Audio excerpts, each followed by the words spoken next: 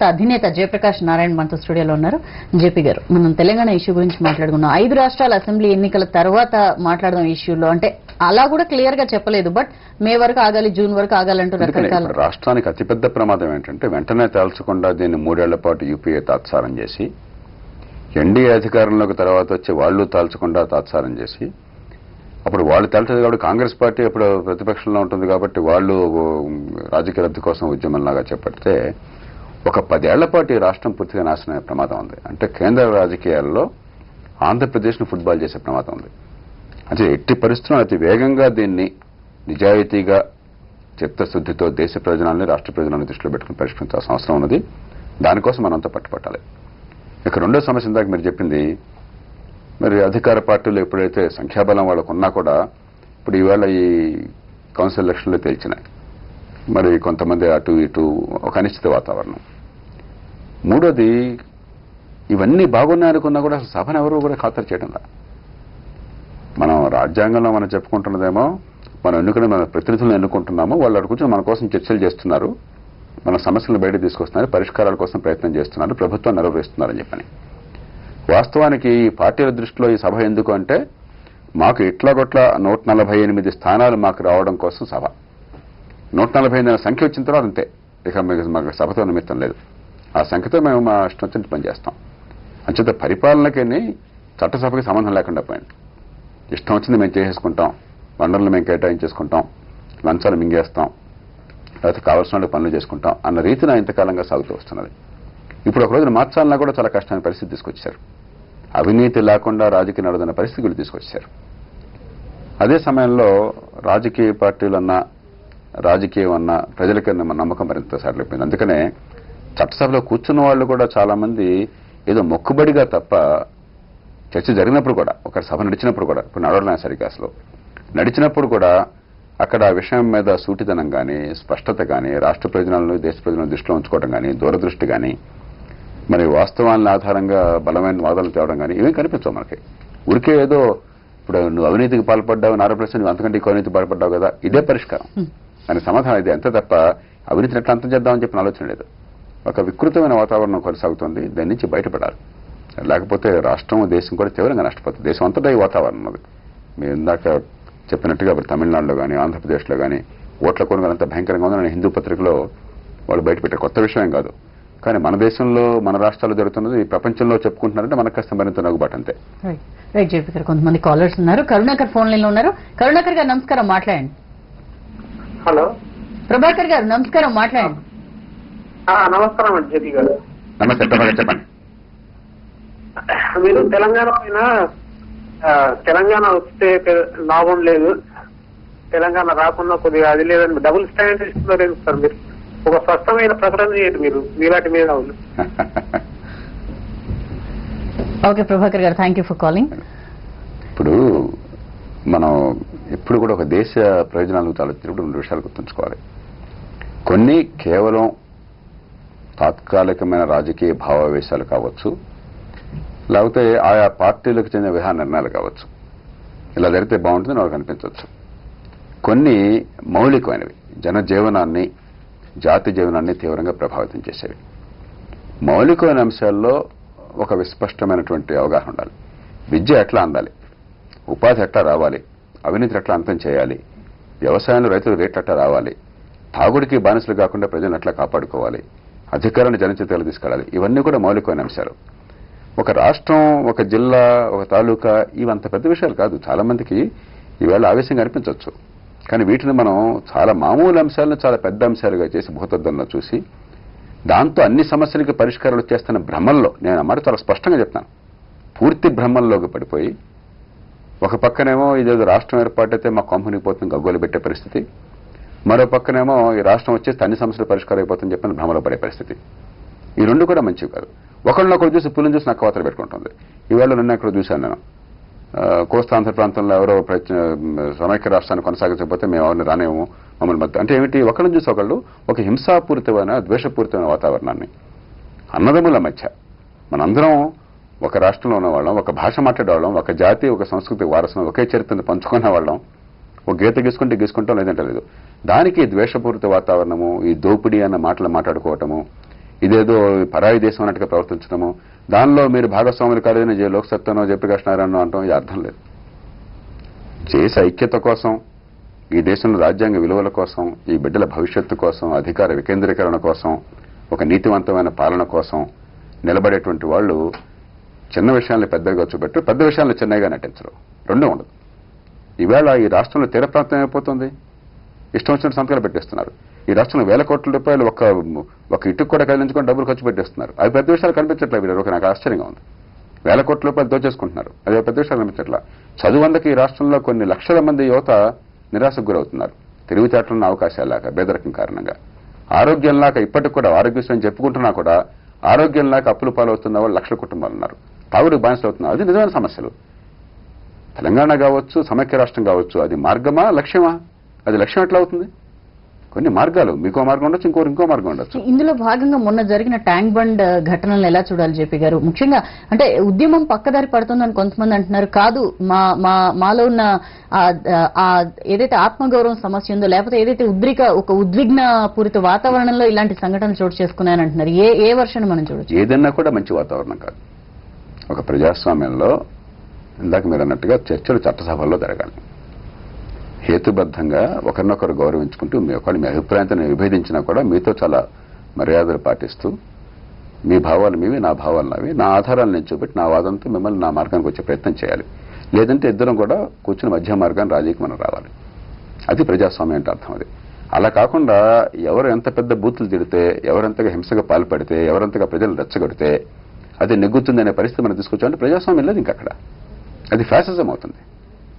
అంచేత ఇది ఏ అంశమైనా కావచ్చు, అది కులం కావచ్చు, మతం కావచ్చు, భాష కావచ్చు, ప్రాంతం కావచ్చు, ఒక వ్యక్తి కావచ్చు, ఒక కుటుంబం కావచ్చు, ఇదంతా కూడా వీటి చుట్టూ రాజకీయాన్ని తిప్పడం చాలా ప్రమాదకరం. వ్యక్తికి ఇవన్నీ ముసుగులు ఉంటాయి. మన కర్మ కొద్దీ మనకి ఈ దేశంలో పుట్టిన పాపానికి ఒక కులం అంటగడతారు, మతం అంటగడతారు. ఈ రెండు కూడా పుట్టుకతోనే ఇచ్చేస్తారు మనకి. పెద్ద మనకు కావాలని మతం చూస్ చేసుకున్న వాళ్ళు ఎవరు లేం మనం. మరి పుట్టుని బట్టే ప్రాంతం అంటగడతారు, ఇవన్నీ వచ్చేస్తాయి. భాష కూడా పుట్టుతో వచ్చేస్తుంది. ఇవన్నీ మన గొప్పతనం దీనిలో ఏం లేదు. ఇప్పుడు సౌజన్య గారు ఫలానా ఊళ్ళో పుట్టారు కాబట్టి ఆమె చెడ్డదై ఉంటుంది అని నేను నిర్ధారణకు వచ్చాను అనుకోండి, ఇంకే ఆధారం లేకుండా. మీరెవరు, మీ జీవితం ఏమిటి, మీ ప్రవర్తన ఏమిటి, మీ మనసు ఏమిటి తెలుసుకోకుండా ఒక మనిషి అంతరంగం ఆ మనిషి పుట్టిన ప్రదేశాన్ని బట్టో, పుట్టిన కులాన్ని బట్టో ఉంటుంది అనుకోవటం ఎంత మూర్ఖమైన ఆలోచన. ముందు దానిలోకి వెళ్ళండి. అసలు ఇంతకంటే ఒక చెత్త ఆలోచనకి ఏమైనా ఉందా?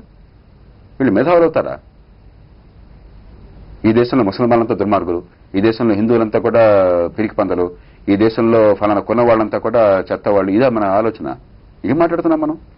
పుట్టిన బిడ్డ పసిపాపకి, ఆ భోజన వాళ్ళ పసిపాపకు పాపం అసలు కులం తెలియదు, మతం తెలియదు, ప్రాంతం తెలియదు, భాష తెలియదు. నిజంగా దేవుడిని నమ్మేవాళ్ళు అన్నట్టయితే దేవుడికి ప్రతిరూపాలనే బిడ్డలుంటే, మనం అన్నదమ్ములుగా కొన్ని వేల సంవత్సరాలుగా ఈ దేశంలో, భారతదేశం అది కూడా వెళ్ళినప్పుడు ఒక భాషగా ఉన్నట్టు మనం అడిగిన వాళ్ళం. ఈవేళ కేవలం కొన్ని రాజకీయ కారణాల వల్ల, కొంతమంది రాజకీయ అధికారం కోసం కొన్ని లక్షల మంది జీవితాలను బలిపెడతాం మనం. రాష్ట్రాలు తెచ్చుకుందాం, లేదంటే మానేద్దాం. కానీ ద్వేషపూరిత వాతావరణం ఏంటి? దీన్ని ఎవరు సమర్థించినా కూడా అంతకంటే చాలా దిగజారుడి వాదన ఇంకొకటి లేదు. దానిలో నేను ఏనాడు రాజీ పడ్ను. ఇక అలా అయితే దేశం అక్కర్లా. మనం కనీసం ఒకరినొకరు గౌరవించుకునే సంస్కృతి లేకపోతే, మన భావాలను శాంతియుతంగా వాదనల ఆధారంగా చెప్పుకోలేకపోతే, హింస, బూతులు తిట్టడము, ద్వేషాన్ని పెంచడమే రాజకీయంగా కనుక చలమణి అయితే అది భారతదేశం కాదు. ఇది కాదు బాపు కొన్ని భారతదేశం. అందుకని ఆయన పాపం గుండె పగలు చనిపోయినాడు. ఆ తుపాకీని పెంచకపోయినా కూడా ఆయన గుండె పగలు చనిపోయి ఉండేవాడు. ఇవాళ 1000 మంది బాపులు గుండె పగలు చనిపోయేట్టు చేస్తున్నాం మన భారతదేశంలో. ఇది ఏ రకంగా క్షమించడానికి? No men are foreign. విదేశీయులు ఈ దేశంలో ఉన్నా కూడా మన మనుషులు, ప్రతి మనిషికి ఉన్నది ఆశలు. నా పిల్లలు, నా కుటుంబము, నా భవిష్యత్తు. నేను అటువంటి ఇవాళే నాకు చిన్నప్పుడు పాఠాలు చెప్పినటువంటి మాస్టర్ డాక్టర్ భాస్కర్ రెడ్డి గారు చనిపోయినారు. మాకు ప్రిన్సిపల్ మెడికల్ కాలేజీలో. మమ్మల్ని అందరినీ ఆయన కులానికి, ప్రాంతానికి అతీతంగా సొంత బిడ్డలాగా చూసుకున్నాడు. వేలాది మందికి మాకు ఆయన అంటే బోళ్ళంత అప్రూపమైన గౌరవం. ఇంతవరకు ఆయన జిల్లా ఏమిటి, ఆయన కులం ఏంటి ఆయన ఆలోచించరా. 2, ఆయన గత 15 ఏళ్ళుగా ఎప్పుడు కలిసినా కూడా మాస్టర్ ఎలా ఉన్నారని చెప్పంటే చాలా సంతోషంగా ఉన్నారని చెప్పి ప్రకాష్ ఉన్నారు. ఏమిటి, 1 జీవితంలో మంచి పనులు చేశారని తృప్తి ఉంది ఆయనకి, 100 మంది 1000 మంది అభిమానులు సంపాదించుకోవాలని. 2, ఆయన కుటుంబం డాక్టర్ నాగేశ్వర రెడ్డి గారి తండ్రి ఆయన, అలాగే మోహన్ రెడ్డి గారు ఇన్ఫోటెక్ వర్మ గారు, ఆయన కుటుంబంలో అందరూ కూడా చాలా శ్రద్ధ, మంచి విజయాలు సాధించారు జీవితంలో. ఆయనకి అపారమైన ఆనందం ఉంది. దీనిలో కులం ఏంటి, మతం ఏంటి? మనకు కావాల్సింది మన జీవితంలో ఏం చేశాము, మన కుటుంబం ఎట్లా ఉంది, మనం తలెత్తుకుని హాయిగా ఉన్నాము. 87 ఏళ్ల వయసులో పూర్ణ జీవితం తర్వాత ఆయన అది ఒక రకంగా సెలబ్రేషన్ ఆఫ్ లైఫ్. ఇది మనిషికి కావాల్సింది. దీనిలో కులాలు ఏమిటి, మతాలు ఏంటి, అందరం పోవాల్సిన వాళ్ళం కదా, మనం అంటుపెట్టుకుండేవాళ్ళం. దీనిలో మనం ఒకటి అర్థం చేసుకోవాలి, ఆంధ్రప్రదేశ్ని దోచుకునేది ఆంధ్రప్రదేశ్లో ఉన్నటువంటి నాయకులు, తెలంగాణను దోచుకునేది తెలంగాణలో ఉన్న నాయకులు, మహారాష్ట్రను దోచుకునేది మహారాష్ట్రలో నాయకులు, కోస్తాంధ్రను దోచుకునేది కోస్తాంధ్ర నాయకులు, రాయలసీమను దోచుకునేది రాయలసీమ నాయకులు. ఈ దోపిడీ అనే మాటలు ఒకళ్ళు ఇంకొక ప్రాంతానికి వర్తించదో, ఇంకొక కులానికి వర్తించదు. ఎక్కడికక్కడ రాజకీయ నాయకత్వం చాలా దారుణమైన నాయకత్వం కావడం చేత, దోపిడీ నాయకత్వం కావడం చేత, దోపిడీ యంత్రాంగం కావడం చేత, ఒకళ్ళ నుంచి ఒకళ్ళు పోటాపోటీలుగా దేశాన్ని దోచుకోవడం పోటీ పడడం చేత ఈ దేశంలో ఉత్పన్నం అవుతుంది. దీన్ని మనం పక్కన పెట్టడం కోసం చెప్పని ఏదో రకంగా మీ ఎర్ర చొక్కా వేసుకున్నారు, నాకు మీరు నచ్చరు, తెల్ల చొక్కా వేసుకున్నారు, నాకు నచ్చదు. ఏమిటిది? దీని నుంచి బయటపడాలి, ఈ వికృత నుంచి బయటపడాలి. మరో కాలర్ ఉన్నారండి, మనోహర్. నమస్కారం మనోహర్ గారు, మాట్లాడండి. నమస్కారం, చెప్పండి సార్. ఇది ఒక్కటి నేను చెప్పేదండి, రాజకీయ నాయకులు జనాల గురించి మర్చిపోయినారు ఒకటి విషయం సార్. ఇంకో విషయం ఏంటంటే జనాలు కూడా వారి గురించి వారు మర్చిపోతున్నారు. అవుతుంది కదా పరిస్థితి నెలకొన్న సార్. ఇప్పుడు జనాలు కూడా రాజకీయ నాయకుల గురించి ఆలోచిస్తున్నారు. ఈయన సీఎం అవుతాడా, ఆయన ఎమ్మెల్యే అవుతాడా, ఆయన ఇంకోటి అవుతాడా, ఇంకోటి అవుతాడా విషయం గురించి ఆలోచిస్తున్నారు. ఇది ఇప్పుడు ఇది ఆత్మహత్యలు చేసుకున్నారు. ఆత్మహత్యలు చేసుకున్నది నేను అనుకుంటున్నా యువతను ఆలోచించేది చేస్తున్నారు రాజకీయ నాయకులు. ఇదేదో ఇది వచ్చేస్తే ఇది తెలంగాణ వస్తే ఏదో అయిపోతుందనో, లేకుంటే అక్కడ తెలంగాణ ఇచ్చేస్తే ఏదో అయిపోతుందని చెప్పి వాళ్ళు అక్కడ వాళ్ళను మభ్యపెట్టే ప్రయత్నంలో రాజకీయ నాయకులు 100% సక్సెస్ అయినట్టు అనిపిస్తుంది సార్ నాకైతే. ఇది ఇప్పుడు ఈ జనాలు కొందరు యువత ఆత్మహత్య చేసుకోవడానికి కారణం వాళ్ళలో ఉన్న నిరాశ, నిస్పృహ. వాళ్ళతో నాకు ఉద్యోగం దొరకదేమో, మా అమ్మ నాన్న నన్ను ఇంత కష్టపడి చదివించారు, వాళ్ళని నేను ఏం చేయలేకపోతున్నాను అని చెప్పేసి నేను చదివిపోతే వాళ్ళని సుఖంగా ఉంటలేను ఆలోచనతో ఇది లేదు, వీళ్ళు తెలంగాణ వచ్చేసి మీరు మొత్తం ఏదో అయిపోతుంది, అద్భుతాలు జరిగిపోతాయని చెప్పి వీళ్ళు చేయడంలో అక్కడ తెలంగాణ వచ్చేసి మనం మొత్తం పోతుంది, ఇంకేదో వాళ్ళ సృష్టించడంలో ఆత్మహత్యలు జరుగుతున్నాయని అనుకుంటున్నా కానీ ఏదో ఈ మనోహర్ గారు, డబ్బున్న వాళ్ళు ఎమ్మెల్యే వాళ్ళు ఆత్మహత్య చేసుకుంటే సార్. ఇప్పుడు ఓన్లీ గరీబ్ వాళ్ళు లేని వాళ్ళు చేసుకుంటున్నారు. మనోహర్ గారు చాలా చాలా కీలకమైన మాట ఆయన చెప్పారు. చాలా కొద్ది మంది ఇంత లోతుగా ఆలోచిస్తారని. సరే, ఆత్మహత్యలు పక్కన పెట్టేద్దాం, తెలంగాణను ఆంధ్ర మరొక పక్కన పెట్టేది ముఖ్యంగా కాదు. కానీ ప్రజలు తమ జీవితాన్ని గురించి తాము ఆలోచించుకోవట్లా. ఒక అధికార క్రీడలో మనం అంతా పావులం అనుకుంటున్నాం.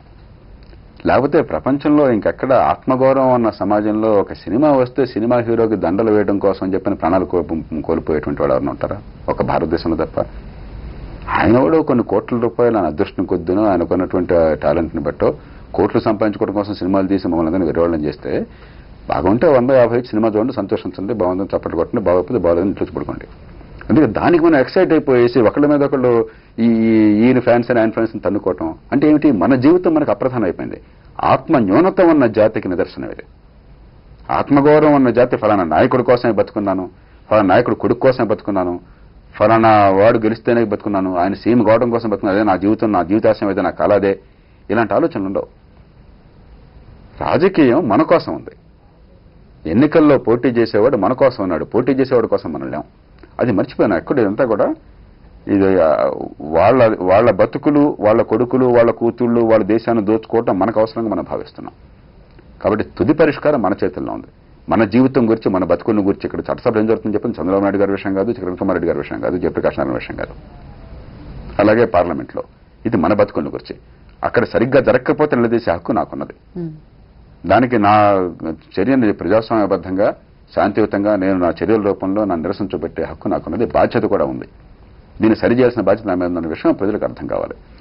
ఇక్కడ ఉండేది ఆత్మహత్యల గురించి ఒక కీలకమైన సమయం మనం గుర్తుంచుకోవాలి. అది తమిళనాడులో ప్రారంభమైంది 20-30 ఏళ్ల క్రితం. అన్నాదిరే పోయినప్పుడు కూడా కొంతమంది పోయినారు. తమిళనాడు కావచ్చు, ఆంధ్రప్రదేశ్ కావచ్చు, మరికొన్ని రాష్ట్రాల్లో కావచ్చు. మన దేశంలో సగటున ప్రతి 1,00,000 మంది జనాభాకి ఏడాదికి 11 నుంచి 12 మంది ఆత్మహత్యలు చేసుకుంటారు. ప్రపంచంలో చాలా దేశాలు సుమారుగా ఈ సంఖ్య ఉంటుంది. కొన్ని దేశాలు 100, 60, 70 కూడా ఉన్నారు, మనకంటే 5-6 రెట్లు ఉన్నారు. మరికొన్ని దేశాల్లో